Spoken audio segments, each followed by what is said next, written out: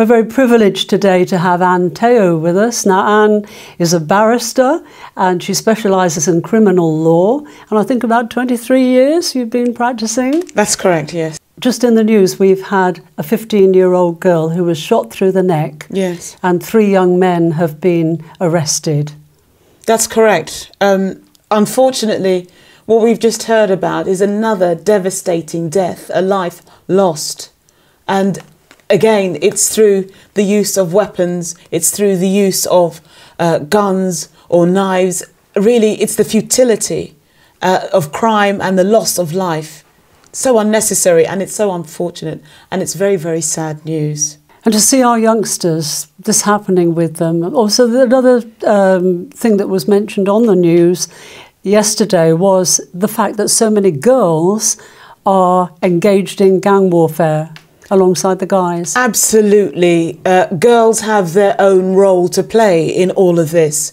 Often the girls will be used to go and purchase the knives because if you're a cashier in a supermarket, you're not going to stop a girl buying a knife because you might be thinking she's going to use it for cooking or something like that. Girls might be used to hide drugs or to hide guns or to hide weapons because they're not seen to be the obvious target or party to be carrying those things. So have you had to defend cases like this?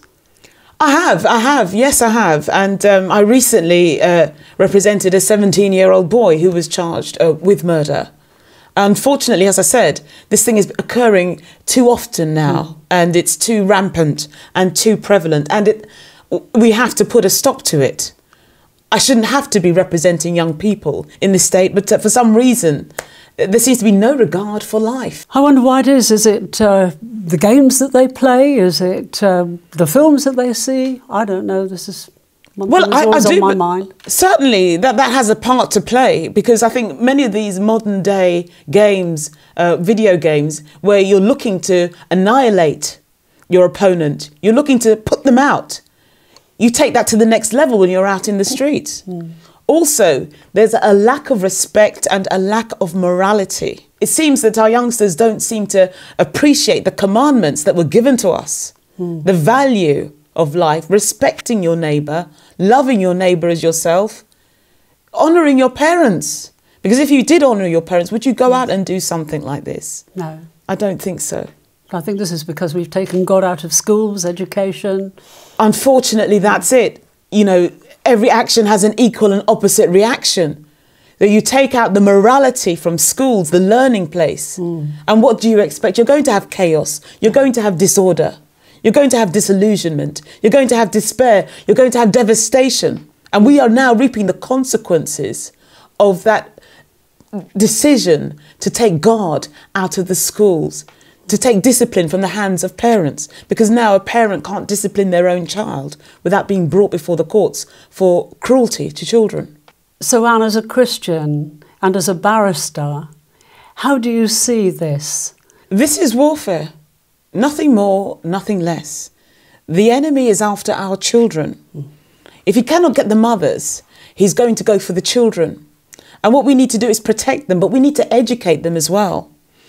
In terms of being a barrister, the way I see it is that I have to use my voice to speak on their behalf and speak on behalf of truth. I have to ensure that justice is done as far as I am able.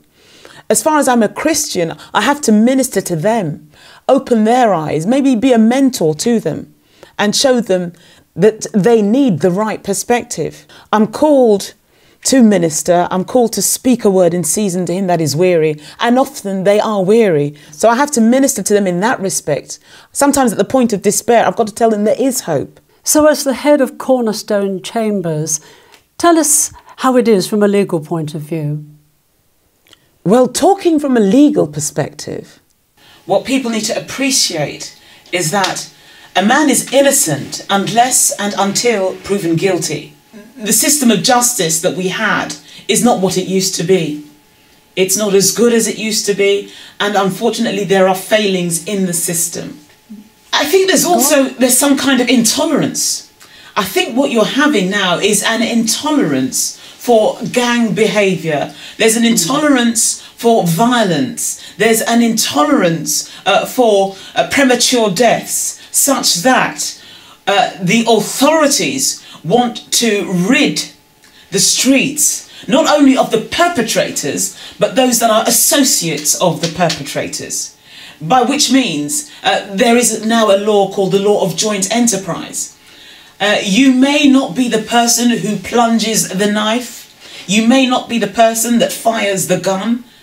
But if you are with that person and you know that they're carrying a gun or carrying a knife, and your presence is deemed to encourage them, you are just as guilty by law.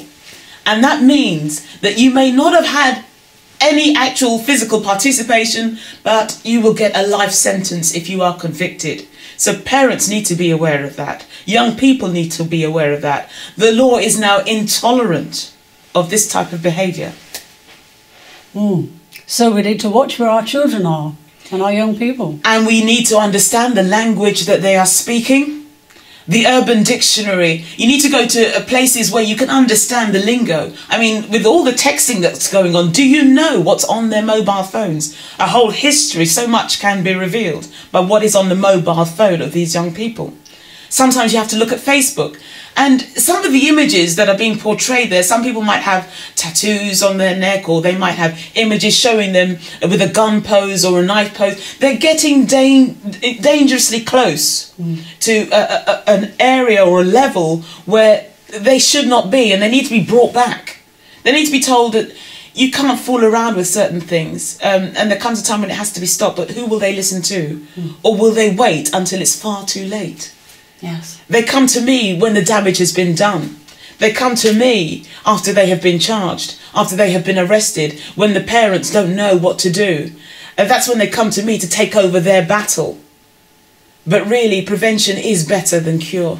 So what would you say to parents who are looking, grandparents? Young people need to be educated. They need to be told that they are capable, that they are able, that they do have intellect, that they do have ability.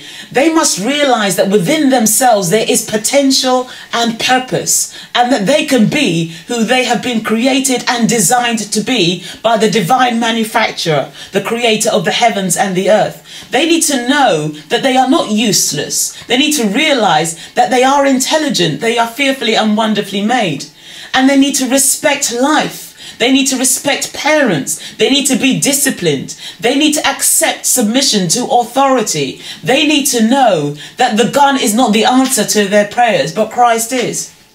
Thank you. You're welcome. Thank you very much.